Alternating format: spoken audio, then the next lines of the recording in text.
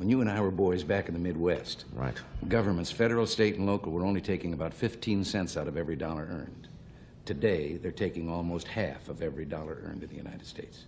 And most people don't realize it because the taxes are hidden in the so-called business taxes. You know, the politician that stands up and yells, oh, let's save the little man, let's tax business, and everybody yells hooray.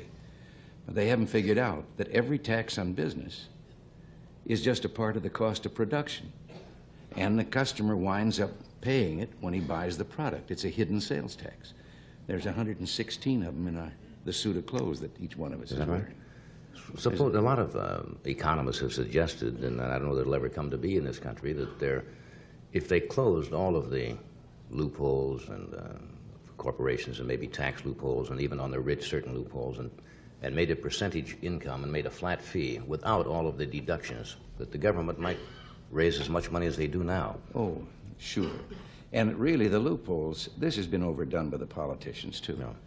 The bulk of the money that is taken by what are called loopholes are the legitimate deductions with which, if the people didn't have them, they couldn't pay their income tax. Interest on their mortgage, interest on the installments on their car, their property taxes on their home, if they have one, and so forth. These are, in politicians' eyes, loopholes. But we ought to have tax reform, and we ought to start by making it so simple that you don't have to hire a lawyer to find out how much you owe every year. That's for sure. It used to be a little simplified, but not anymore. Johnny, we live in the only country in the world where it takes more brains to figure out your income tax than it does to earn the income. Maybe you're right. We've gotten in the habit over the last 40 years of thinking the government has the answers.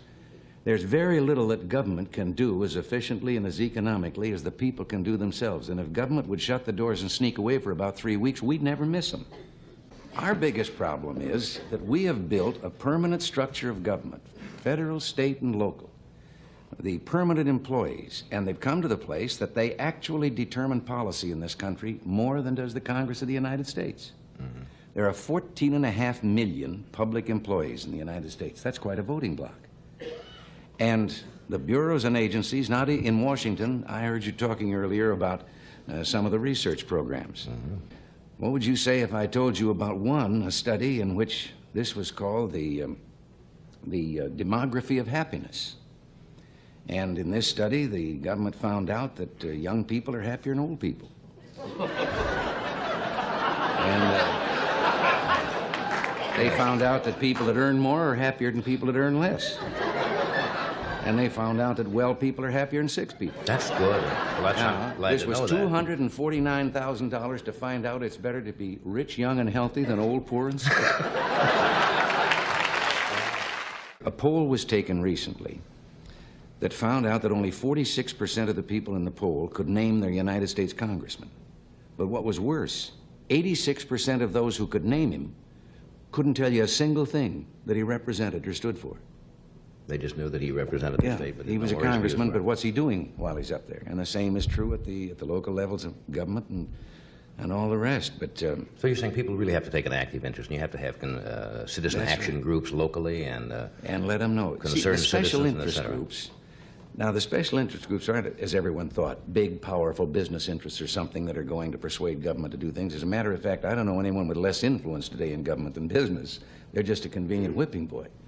But it's the groups that have got a particular axe to grind. You can't have a power plant because it might interfere with the seagulls. Now, I think I'm an environmentalist, and I do not agree with those people way over on the edge who pave the whole country over in the name of progress. But also, I don't like those on the other extreme that won't let you build a house unless it looks like a bird's nest. Someplace in the middle, we got to allow people our ecology, too. Right. Well, this kind of group, and they want their particular program. Hundreds of dollars have been added to the cost of an automobile, putting gadgets on it to clear up the air. We're the only country in the world that's set out to do it that way. When budget deficits are what's causing inflation, I don't see that there's any room to be on either side of that argument. Yeah, I think the answer to curing inflation is a balanced budget. Now, how do you do that? I mean, how do you balance the budget?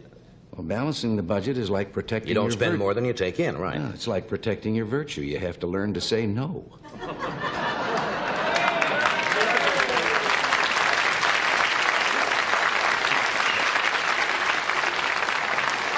There's got to be another way. What's the second option? Well, no, there's some ways that this could be brought about. First of all, that limitation. Here's another one. Why shouldn't we have, in addition to a simplified income tax, why shouldn't we also have a law that says that any time a legislator or a congressman introduces a spending program, he has to introduce with it a tax program to pay for it?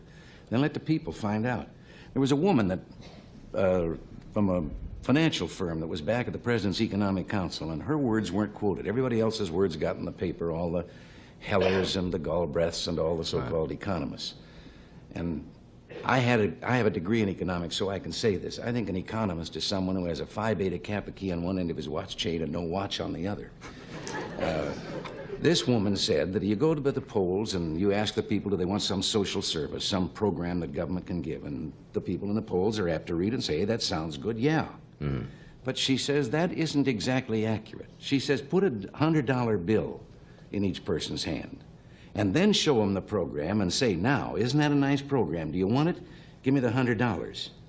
And she says, see what the poll says then, and how many people hang on to the $100 instead of the program. In other words, if it's rather hidden and someone doesn't know exactly where it's going to come from. All the government programs start $1 down and we'll catch you later. And they multiply all of those things that you were... The Office of Management and Budget in Washington, that's responsible for the budget, putting the budget together, cannot even tell you how many boards, commissions, agencies, bureaus, and departments there are in the federal government. Yeah. But all of them can pass regulations. And those regulations have the force of law. And the difference is, when you break the law, you're innocent until proven guilty. When you break a regulation, the fellow that charges you with breaking the regulation, you're guilty. Right. And if you want to take him to court and prove you're innocent, that's up to you. Right. And all of these are things that yes, we can trim the budget. There's enough fat in the federal government that if you rendered it, you could wash the world. Maybe it's time for realignment between people who might find themselves in the wrong parties. Mm-hmm. Maybe there are some people still voting. I was a Democrat most of my life. I became a Republican only not too many years ago. And I had the pleasure of telling some of those people that are saying the Republican Party ought to broaden its base the other day that when I switched parties, I didn't do it because the two parties were alike. I did it because they were different. Right. And I think that the two parties ought to stand up as to what they represent, what they stand for,